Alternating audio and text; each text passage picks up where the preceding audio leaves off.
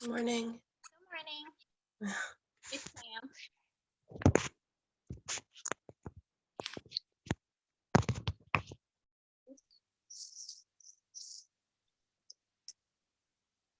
Hi, Ashley. Hey. Oh, finally. My laptop would work. My internet would not work, and my phone would not let me log in. It kept telling me that login failed.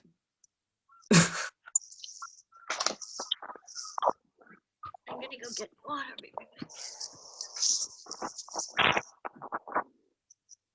Oh.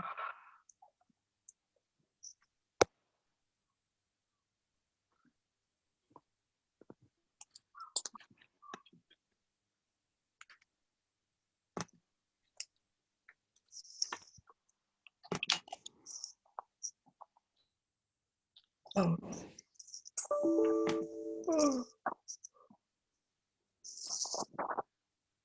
Oh.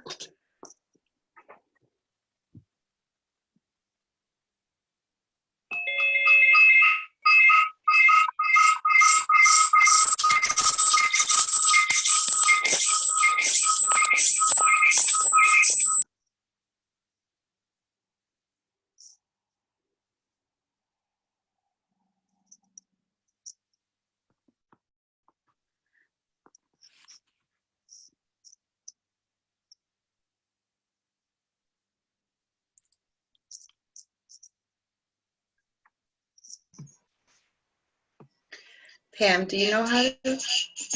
Oh, I gotta shut this off now. Do you know how to stop the recording? It's already recording. Okay. Can you make me host?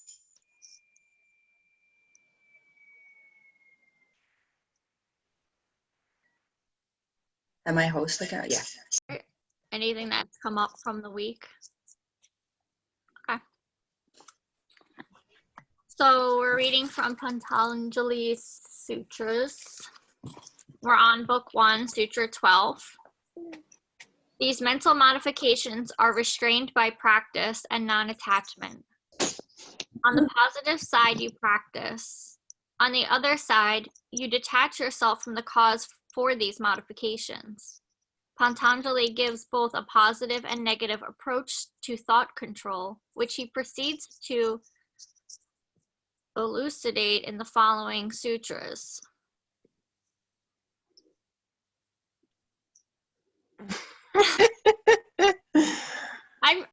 I'm picking up on everyone's energy. You guys are making me feel like sloth-like.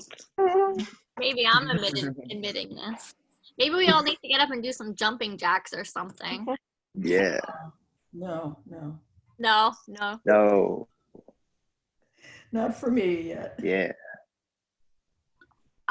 My ankle's been bothering me, so I haven't been moving, and it's especially throughout this, it's really been extra challenging because I was in my routine. I was doing my yoga and doing my walk, and I had all this practice down, and now I'm restricted again. But I'm finding my way, so I'm ready to move. But anyway, so I'll read it again. On the positive side, you practice. On the other side, you detach yourself from the cause for these modifications. Pantanjali gives both a positive and negative approach to thought control, which he proceeds to elucidate in the following sutras. Maybe read the next sutra. Oh, you want me to? Yeah. Yeah, I mean, that doesn't give too much, so. I was gonna say practice. To me, in that sutra, practice is the word. Like we try to do stuff and get result. Like we all hope for quick results, and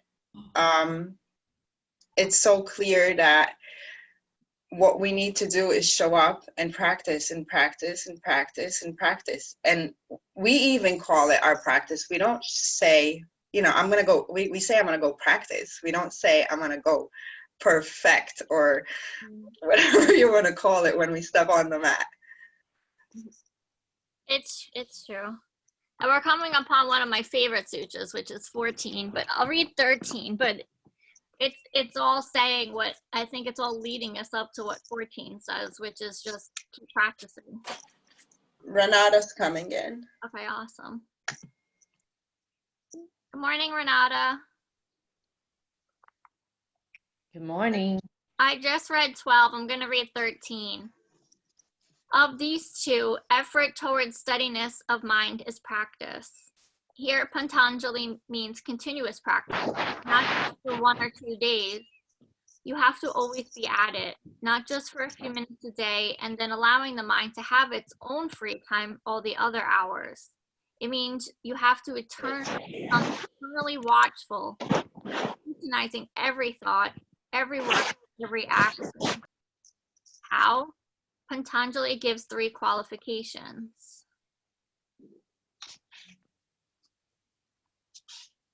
And then he goes on into the following sutras.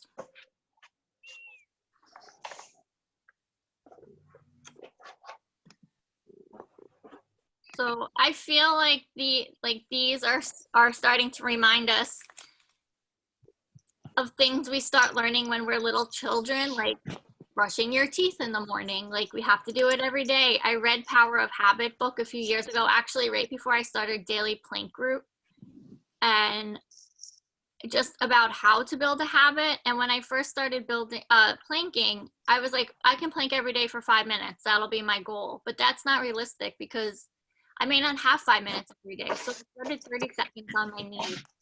And then I had 1 minute. And I think that for me, a lot of times I want to do something and I start too big and I have nowhere to grow from. So for me, it's important to start real small. And even just remembering, like, I always think of this at work. I work on Wall Street, and when we do meetings, we have these really senior level people sitting around a conference room, a boardroom, and they all get a bottle of water and they sit down and they have their notebooks. And then they leave the meeting and they leave their mess on the table and they leave their chair pulled out. And it's like, I look at them and I'm like, don't we learn this in kindergarten? Push your chair in, clean up your surroundings, throw your bottle in the recycling. And half of them take a sip out of that water bottle and leave it there. And I want to pour it on their head sometimes. It's so wasteful. JP Morgan no longer has bottled water, so I'm happy about that. It's only like bottles into cups. But I just think about those little things we're trained, not trained, but we teach ourselves when we're younger. And like, fine, you don't want to push in the chair and you're making a conscious decision to not do it. Fine, but I don't think these people are. I think they just walk around so unaware.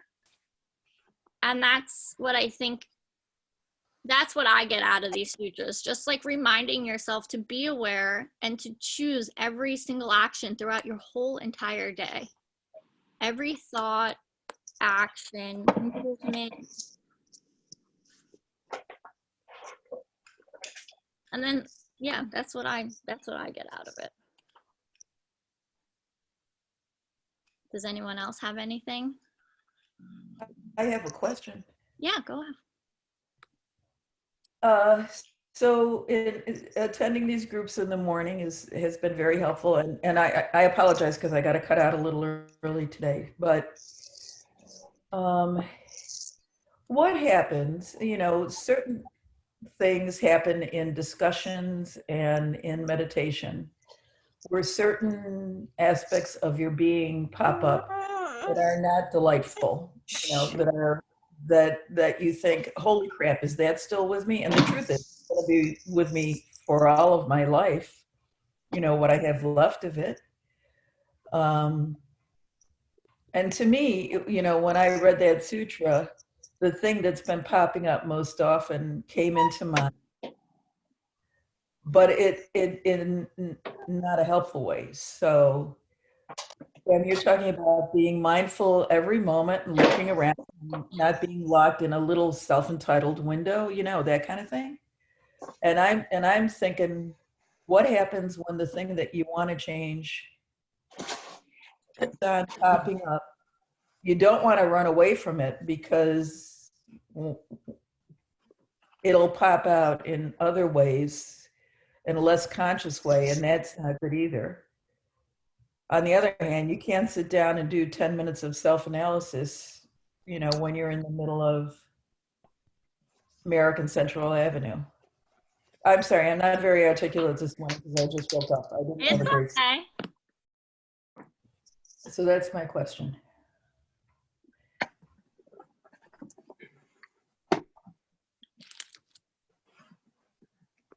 Practice is the answer. Yeah. I think just keep sitting with it. I always say when it gets hard with meditation, I walk away from it because I don't want to sit with it. Yeah. But I was just I'm reading Glennon Doyle's Untamed book, and she talks about yoga but not using yoga words. So she talks about meditation. She talks about it where she sits in her closet and she just bees with herself. And she's in a room in a meeting, and she needs to go in the closet, but she can't leave the meeting. So you were talking about being in the middle of somewhere, and she said, you know what, I can drop in right here. I can do that. And she's had all the practice and training so that if you are somewhere where you can't sit and meditate, you can still do it. You have all the tools with you at all times. It doesn't have to be this one spot in your house. And then just keep doing the meditation and let it, like they talk about this burning, and that's how I imagine it. Like I just keep burning through the hard stuff. I'm not trying to change anything. I don't know if there's certain things we can't change. We just have to accept, even if we don't want to.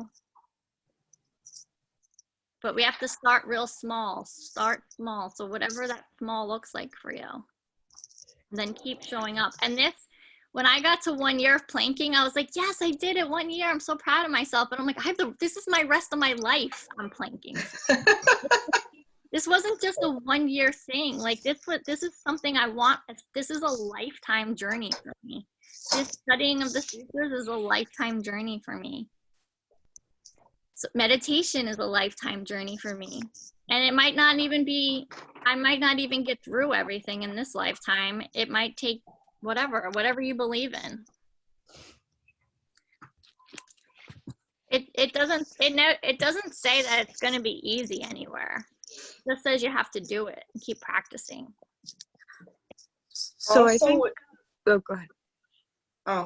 With practice, and it's not always going to be easy, but it becomes easier. You know, like when I started meditating, I could only sit before I started meditating, I couldn't even imagine sitting and meditating. And then I started with 3 minutes, and then 20 became, for the most part, I can sit. Once I forgot the ringer off on my alarm, and I set for 47 minutes. And then and in my head I kept thinking, oh my, why does it feel so hard today? And then I realized the alarm had been going off, and I went for 47 minutes. And I guess it's the whole just showing up for you and doing whatever it is you commit to doing. And it becomes easier. Because it becomes a habit, a good habit. So what we think of as meditation practices are often not yet meditating. They're contemplation practices. So if you're on Central Avenue, yes. you don't have to address it there. If you have a sadhana or spiritual practice in the morning, you can address it here. And that, I think you're asking for like specific instruction, and Micheline and Pam have already been trained in what exactly it is you're supposed to be doing with the thought modifications that arise that feel disturbing or throw you off, right? Because meditation is full absorption in what we are attempting to meditate upon. And until we master the modifications of the mind, we can't get to a space of meditation. So what you're asking is such a pertinent question for like just the practicality of how do we get to a space of meditation. And what the yogis teach is something similar that a therapist would do. Like if you have a thought that comes up that you have a deep aversion to, it means that it's giving you a visceral reaction, right?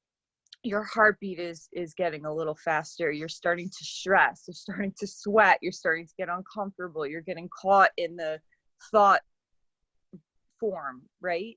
So, or it could be addiction where you're the same thing. You get a visceral reaction. And what we're doing through this process is not turning ourselves into like unfeeling zombies, right? We talked about that yesterday, that you actually feel deeper, but then come to a space of equanimity. That happens by working through each thought and almost like conditioning ourselves differently around our thought modifications. It doesn't mean that we don't stop remembering an experience. It doesn't mean that we don't stop thinking the things that we're thinking. It means we change our relationship to the things that we're thinking. So I always use in teacher training this poodle analogy. I'm sorry for you guys who had to hear this poodle analogy like a million times over the years. A little boy gets bit by a poodle when he's young, and he develops an aversion to poodles, and then he grows up and now he's 40 years old and he meets the love of his life and he's ready to marry her, and he goes to her apartment for the first time and she has a poodle and he has a nervous breakdown. He thinks to himself, oh my God, I can't do this. I can't be with her. I can't like deal with this animal. So he goes and he sees a therapist, and the therapist slowly changes the way he relates to poodles, right? He'll sit down and she'll get a picture of a poodle for him, and he looks at it and he starts to, the thought form comes up and he starts to have a visceral reaction. So she teaches him, now you have to breathe deeply. Your breath is getting erratic. Now you have to breathe deeply. Oh, now you're feeling very tense in certain parts of your body. Now you have to relax deeply. Now you have to be present, even in the face of this thing that's so agitated to you. And he might do this practice for months with just sitting at a picture, looking at a poodle. Then eventually he'll feel okay. He'll look at the poodle and he'll remember that the poodle bit him, but he's able to sit with the picture and not have the visceral reaction to the picture of the poodle. Then she takes it up a notch. Then she puts him in a room where there's a glass wall, and on the other side, there's a poodle. So now the anxiety's rising up, right? Because he has this conditioning, this samskara that we talked about to the poodle. So he's getting all the reactions in his body. So she tells him, now you have to practice breathing, deeply breathing, calming yourself down in the moment, changing the part of the nervous system that's reacting to the situation. Now you have to relax your body. And he might have to do that for months until he gets to a place where he can be on the other side of the wall with the poodle. Then she's going to say, okay, now you feel good. Now you have to pet the poodle, right? So we do the same thing with the thought modifications that come up for us if they're colored with attraction or aversion in contemplation practices. So sometimes your 20 minutes is spent sitting with the thought pattern and breathing deeply and relaxing your body. And that's what they mean by you just have to do the practice. Like I had this experience on my 35th birthday. I was with a very abusive guy, like 2 boyfriends before Mark. And I couldn't even like go into Huntington. I would get this reaction because I like, oh my God, what if I run into him? Like I get very scared and very agitated. And through my meditation practice, I eventually got to a place where I was able to program the mind where I could sit in a positive space. And then I started addressing the trauma. And I would bring him to my mind and I would do these practices. And it was like years of that. And on my 35th birthday, I was in Huntington for my birthday with my father-in-law, my husband, and my daughter. And at the restaurant we were at, my ex was sitting at the bar. Oh my God. And I was like, oh my God, it's him. Like all these years, it was 7 years later. I'm like, it's him. There he is. And I was completely fine. I passed him in the bathroom and I was like, wow. I went into the bathroom and I was like completely equanimous. I was completely okay. And I never thought I would be in that space, but it was years of practice towards equanimity that helped me to be okay. And that's what the yoga practice is doing. It's giving us a sense of equanimity, even in the face of deep trauma or really difficult situations. So when we're talking about like the purifying aspects of presence is burning away. Like Michelin was saying, like you have to burn away those impressions. It doesn't mean the impressions ever go away. It means you're burning away your reaction to them, where you can still acknowledge, like, I had that experience. I had this feeling. I experienced all those things, but it doesn't flatten you anymore. So it's really powerful stuff, because then you can sit and meditate on something, which means extend your focus on it for an extended period of time without getting thrown off your path, right? That's what I mean by, like, a lot of us are sitting for these quote unquote meditation practices, but we're not really meditating yet. We're dealing with the thought modifications first. And when you can get to a point where you'll be focused on something and the thought modification arises, like if a thought of my ex-boyfriend came up, I would just acknowledge the thought and be able to let it pass and move on to the next moment and be present again. You get what I'm saying? I'm sorry for the very, very long spiel. I feel like I understand what you're saying. One of the interesting things is that you're using examples where there is some external thing that impinged upon you in some way, in a very powerful way, either positive or negative. Mm-hmm. I'm talking about two kinds of ways of being that I have, that I am not, pardon me, that I am not happy with. And in fact, that I would love to get away from, because they trigger behaviors that are less than honorable.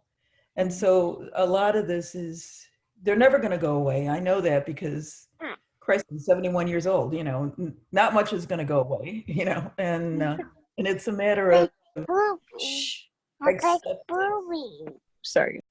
He's absolutely right, So I guess it is a matter of, just continuing practice, which I've been doing for a while. And sometimes I can wave bye-bye to those thoughts, and other times, like yesterday, I obsessed on it all day long, pretty much, which made me pretty unproductive, except I made one hell of a good dinner. But, anyway, so thank you. So, Yeah. I mean, it seems like whatever the behavior is the thing that's causing the thought that is causing the attraction or addiction. Like, you have an aversion to the part of your body, mind, vehicle. So it's worked within the same way, whether it's an external factor or an internal factor. Like, if we have a conditioned, I'm not sure exactly what you're referencing, so I feel like I can't speak to it as well as I'd like to, but if it's like an internal behavior that we hate about ourselves, that's an aversion to something that's, been conditioned within ourselves. Or if it's some kind of like, you might be talking about something that you can't control, even that we can change our relationship to, if that makes any sense. Like, allow it. Yeah, I would hope so. Yeah. It makes sense, and I would hope you can change the relationship. Sorry. Oh, it's so cute. It is so cute. Yes. Isabella, I wish I could still get boobies and snuggle. And the boobies. I will say though that this meditation practice is not a quick fix for everything. And like, especially for me, it's like, what's the fastest way to get something done? How can I get over this the fastest way? And also, like, therapy doesn't work for me, and I'll tell you why. But I didn't have a way to release and not fixed. I'm not fixing myself. I'm just training myself to live better for myself. But therapy doesn't work for me, because when you study trauma training, not everyone's ready to speak. We have trauma in our body, and my mom would put me in a therapy room, and I would just sit there and I would be silent. I had nothing to say. But this movement is allowing me to say more, because it's releasing things and it's making me feel safe. But the meditation practice has been very healing for me, but it takes a long time. I mean, I've not been doing it very long, but I already noticed the shift. Even just this year, I've been trying to meditate every day for 20 minutes, and it's April. And I text Amanda all the time, because I feel like she's the only one who's not going to think I'm a crazy person, but I'm getting so connected to the universe and to other people. And it's not something I can read to you or teach you about in a textbook. It's something you have to do for yourself. And just set yourself 20 minutes, and whether you're stretching for 20 minutes or just give yourself the 20 minutes. And don't be so mad if you can't sit still for 20 minutes. Just be for 20 minutes. and just see how you feel after. And there are times where I walk out, I'm crying, or I'm very angry, but I'm aware of it. Well, yesterday, Pam, when you emailed me, I was having a really, really good morning, and then I got like bombarded with stuff I needed to get done, and I really felt like just screaming. And in my head, all I could think of was, I just want to quit. I want to quit everything that I've been doing, everything. I And had I'm the like same so thought done. yesterday. That was me, like, and this email comes in. I was on Mind Body, and this email comes in from Pam with links of stuff to do and like, how are you feeling? And you could ignore this, I think, something like that. I won't get offended. And I emailed her back that I just want to quit everything, but I know it's a feeling.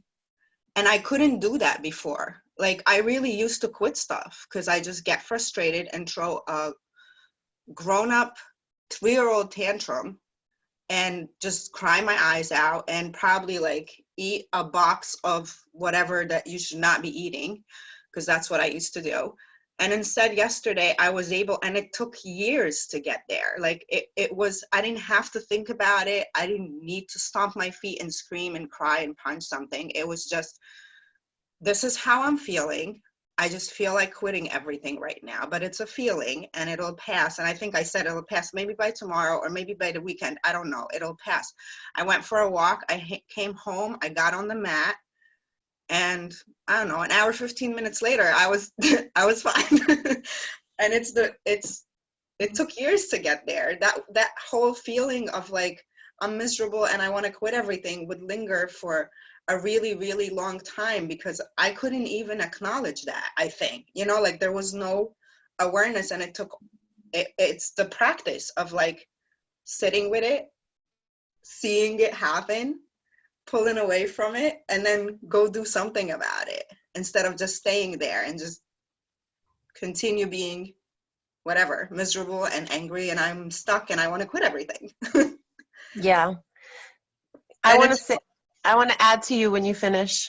And it's like, I'm not saying it's easy, but compared to how it used to be years ago, it is so easy because I couldn't even do that before. And that's why, to me, like when I see like the word practice, that's it. It's just practicing, keep practicing, and it keeps becoming second nature. Mm-hmm. Like you don't have to think so hard about how can I get out of this spot. It just unfolds because there's this habit now. Yeah, totally. So one of the things I've been working on is so my aversions, instead of like pushing them away or resisting them, or like for example in meditation when my mind is going 10,000 miles a minute, which usually it is like on a regular, like on default, the brain is just all the time running. So when I sit and this is the case, instead of like, you know, stop, like get your mind right, like stop thinking about stupid shit. Instead of that, I like consider that I can expand to hold space for even my chatter brain, or that I can expand my heart and my experience in this moment to include Adriana who has addictions, Adriana who has habits, Adriana who has behaviors. Like I keep breathing and opening up and making space for all the versions of myself, all the versions that are good at some stuff, and all the versions of me that are like not good at some stuff. And the more I like make space for her, for that version, the one that I'm sort of embarrassed about or ashamed of or wish was different, the more like I make space for that version of me, the more like tiny little glimpses I have. Like all of a sudden the alarm will ring and it's like, oh, I didn't even know, I had forgotten where I was and what I was doing. Like I didn't know what was happening for a moment. And I only am conscious now that I was meditating because the alarm just went off. And I don't know if maybe my mind is on a tangent, or if really I'm dropping in every once in a while, you know, maybe just for a moment, like I get a little bit of like peace and rest, because that's what it feels like to me. It feels like rest. And then when I'm out of it, you know, when I'm done with my meditation practice, which I don't know if you're ever really done. I feel like it goes with you throughout the day, kind of. But like when I get up and move around and go move on with my day, it's almost like a reset button. Like whatever was my opinion before, like all of a sudden it's like there's a possibility for another opinion. There's always a possibility for another version of this. There's an alternate reality here. Like there's another dimension to this. Like sometimes I'm able to see, I guess what I'm trying to say is I'm able to see the bigger picture, not so much because I went deep into my meditation, but because the work I'm doing is to expand enough that the non-meditator version of me, or the version of me that's bad at meditation, is included, is no longer like pushed or resisted. I don't know. Susan, how this conversation makes you feel?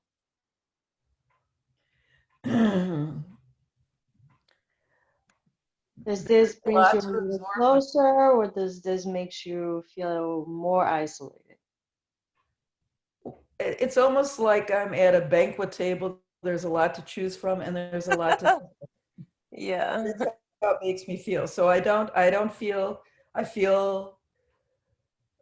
not feel isolated. I feel like a part of the group, but I feel like I got a lot to think about. And I keep on hearing underneath all of this acceptance of certain parts. People, you know, Adriana just said it, you know, there's parts of her that, you know, she wishes maybe weren't there or weren't there at times. And there's other parts of her that are really good and, you know, show them off, you know, win the Emmy, you know, and there's a lot of acceptance in all of this. So that's difficult. It's self-acceptance to me is one of the most difficult things. So thank you. It's very useful. And maybe I'll sample from the banquet a little later today after another cup of coffee. So we have about it. Go on, Susan. No, I'm done. I thank you all. Okay. Thank you. Thank you. So I'll just say one more thing and then we can move into breath work and meditation. Jody, who's one of the teachers at Rev, she said something in one of her Dharma talks recently that stuck with me. And instead of saying it is what it is, she says, right now, it's like this. And I love that because, like I was just mentioning that therapy isn't for me, but what I should have said is right now. Because I can see it in my future. I see it there, but still, I'm not ready for it. And the other thing is, as much as this word is just like, I want to stab it right now during all of this, but this gratitude practice, you have to stick with it. So whatever is causing you the aversions, maybe building a gratitude practice around it, and that could be part of acceptance. But just writing 3 things down, whether it's about the things that are disturbing you or just 3 things about your day, and you can do it as often or as little. You can do it once a day, once an hour, and you can build your own gratitude practice. I'm working on building my own because I want to push it away because I feel angry, but it's the only thing that's going to heal me, this gratitude practice. So just wanted to leave those 2 things. Maybe those tools will help you. And also, walking is a great meditation. You don't have to be still in your house. You know, like go for a walk, look up at the sky. I'm spending so much time down like this. I'm going to come out with my neck down. Yeah. Like just go outside and lay on the grass and stick your head up. Like find creative ways to get yourself comfortable. Okay. So I'll lead you through a few rounds of alternate nostril breathing, and then we'll drop in. We'll create our 20 minutes of meditation. And you can set up in whatever shape feels comfortable for you. I actually wanted to just say, or throw an idea out there to you, because we've been doing silent meditation, which is something I prefer because the music isn't translating over the sound, over the system. But if you want music and that helps you meditate, you can set your own timer and mute us or keep us live. And then after the 20 minutes, you can still have you can play whatever you want because we'll have you on mute. So that was just an option I wanted to throw out there if music was something. And I guess we can work with Amanda and Micheline and get some meditation links up there. It's everyone should be getting a link when you guys sign in. Everyone gets a text. It's a And there is- pre-register, only if they pre-register for class, Micheline, and you'll get the link with the playlist, I think. But yeah, even from yesterday. Oh, I see it here. I didn't even know that you guys had it already. So you guys Yeah, are. so that's just one of my playlists that I is like calm music that I'll use in class. Sometimes we figured, I mean, if you have your own, use that. Yeah, if somebody wants me to send it to them, just throw your text in the chat and I'll forward it to you. I have it in my text. Can I ask everyone a quick question? Adriana wanted to join in, and we were thinking maybe we'd open up meditation on Sunday mornings before the classes. So, but it'd have to be earlier at 6:45. Would that be something you guys are interested in on a Saturday? Yeah. Yeah. There's I'm down. there might be meditation on Saturday and Sunday at 6:45 a.m. We're not up to Sunday yet, but Saturday. Saturday with Adriana. Yeah. Okay. I Thank can you. do Saturday and Sundays if people want to. I don't mind, unless there's another person who wants to join in and host. I can hold That's space. what Pam and I were chatting about. So maybe you can hold space on Sunday until we add Until another someone else person is who's ready to interested. volunteer. Yeah, exactly. Yeah, I can be the Saturday and Sunday guru. Oh, Just kidding. Because I mean, on the weekends, I miss it. I really miss this group and like having the space to do this and meditate. We're home anyway, and Yeah, that's and what we're offering. to be totally honest with you, if I don't stick myself in it, I go under the blankets and I don't come out. Yeah. You know? Like I have to put myself into something, otherwise I'm gone, guys. I'm gone. So I would be happy to host Saturday and Sunday, 6:45 to 7:45. Okay. Okay, so we'll Great. reconvene tomorrow too then. Okay. Okay, Thanks, so I'm adding for tomorrow and Sunday, 6:45. Which means tomorrow I get to read Pam's favorite sutra. I know, I'm dying to hear this sutra. One of my favorites. All right. I just love the message behind it, which we talked about today. Just keep practicing, keep doing it. Like, no quick fixes. Not a pill. It's not a pill we can take. Yeah. Okay, so let's just find a comfortable shape, whatever that is for you. If you can close your eyes, you can close your eyes. Otherwise, have soft gaze out in front of you. And just notice what you're choosing. It doesn't matter what you look like. Just notice what shape you're choosing. Notice how your hands are. Are your palms up or down? Are you sitting or standing or laying down? And just notice how you're breathing. Are your breaths short and choppy or long and steady?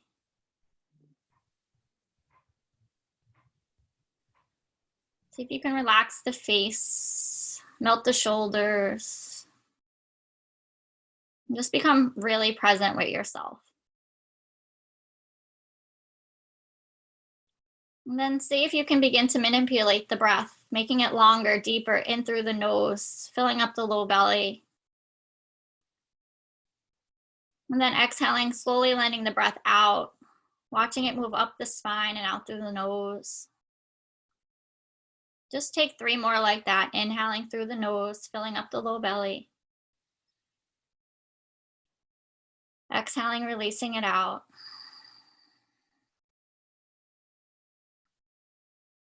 Two more just like that.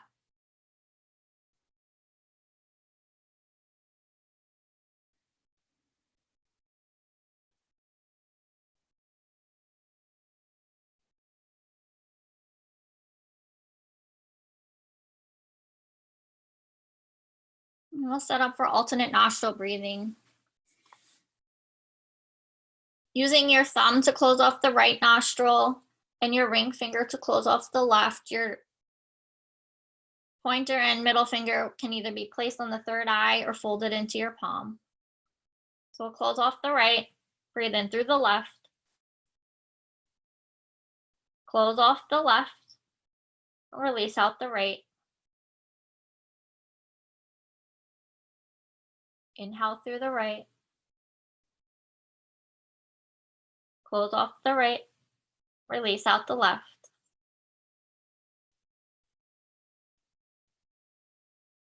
Inhale left, close, exhale right.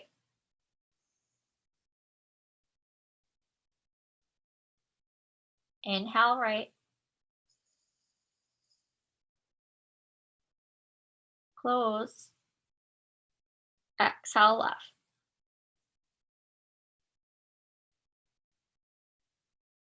Inhale left,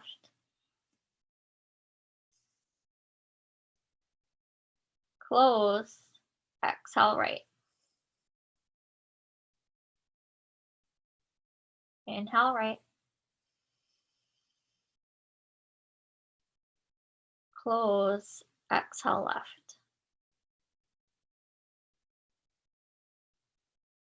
Inhale left, close, exhale right.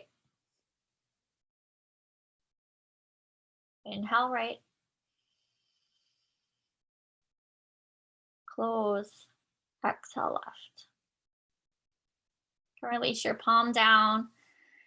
Do any movements you need to before you come into your meditation, or just settle into it. You can use your breath as a tool to keep you present. And just keep noticing what comes up.